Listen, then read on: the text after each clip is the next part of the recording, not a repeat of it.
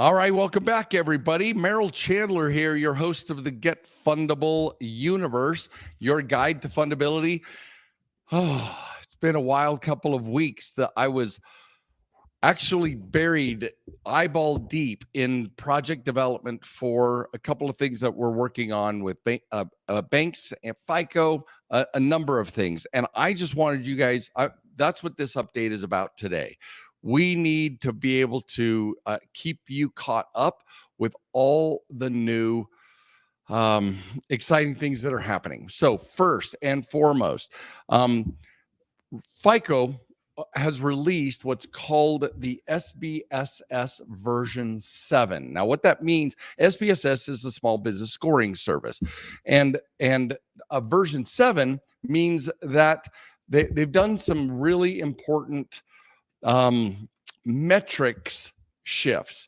And we've usually helped our clients, our students, build relationships with several banks at a time, and work building these relationships. And we found that not just SBSS 7, but building one business banking relationship at a time has become a vital shift in our strategy and is being scored differently by the by business lenders. So first announcement today is that there are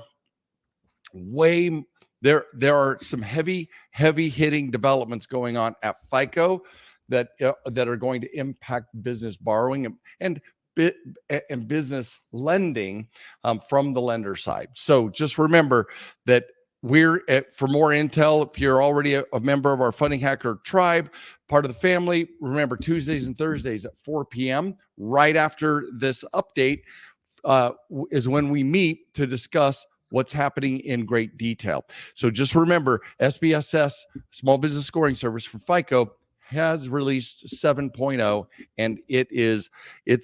and we have changed our focus to build one business banking relationship at a time and grow and expand from there. So next, the next thing we want to be aware of is that also from FICO,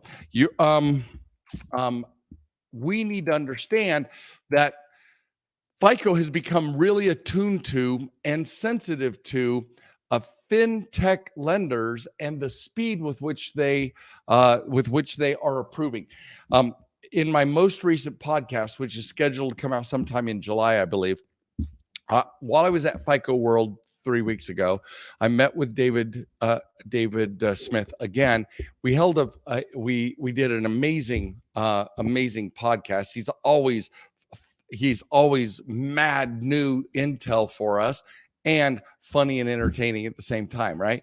And so one of the things that he expressed is that in the marketplace, business owners are choosing fintech to borrow from fintech companies, even though it's more invasive. They want your ADP account, your QuickBooks account, your access to your checking account. They make payments every single month, but the application process is so fast and easy. To paraphrase him, he was saying business owners are looking for money, but it's at 10 o'clock at night while they just finished putting the kids to bed, and they want a simple, easy application, and they'll even accept a no, but now they know. Whereas traditional banks, he refers to it as a 15-page applications. Some of them are 3 to 7 pages. And you're collecting all this intel, and then all of a sudden, you don't know, and it takes days or weeks to find out if you have an answer, not literally seconds or a few minutes. And he said that business banks are becoming sensitized to this dilemma. They have the cheapest money on the planet, but cheapest money on the planet is not enough to attract business borrowers. Business borrowers have proven over and over and over that they want really fast money, even if it costs a little bit more. So that's one of the big plays that FICO's making over the next year, is to get business banks and help business banks become more and more clear about how to deliver quick and easy, what we call automatic approvals, right? Automatic underwriting to get those, but to even narrow down and tighten up their application process and get the approval process done. So that's a huge, huge improvement for our borrowers, for business borrowers, but it's a huge improvement for what to attract more business borrowers back to traditional banks. So the cheapest money meets the fastest application process. That's the end game for FICO, and that's one of the things that David Smith spent a lot of time talking to me about. The other thing that I wanted to this was kind of a feather in our cap, but Glenn Grossman, who's one of the he works in the same work group as David Smith there at FICO in the originations department.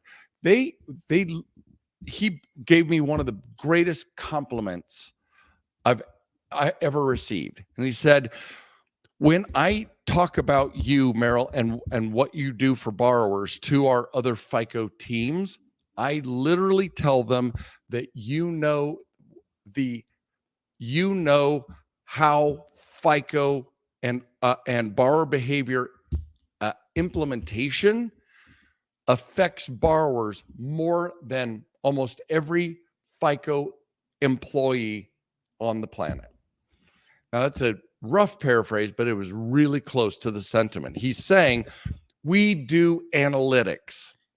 We don't interpret the data. We provide the data. We do the analytics. And you guys, I got to tell you, it was amazing to be able to receive the validation from one of these originations, means get applications, personal and business applications to start in becoming a borrower, to receive the validation from these FICO teams that we are interpreting the FICO and the lender underwriting data well, that we do it so well that they're actually bringing that they're referring to us as a great source of what the analytics mean and how it positively impacts borrowers. And I just got to say, it was amazing. Now, the last thing that I want to cover today is that in all of, I subscribe to a whole bunch of trade rags, right? Banking magazines, online magazines, e-zines, and newsletters. And one of the main, we've been talking about this for months, but it keeps coming up as a higher and higher percentage of almost all banking improvement models is CX, the customer experience. How do banks make it easier, faster, and better for their borrowers to relate to the bank? And how do we get our depositors to come to the bank and get credit cards? Almost 60% of all depositors, over 60% of all depositors do not have additional credit products at a bank.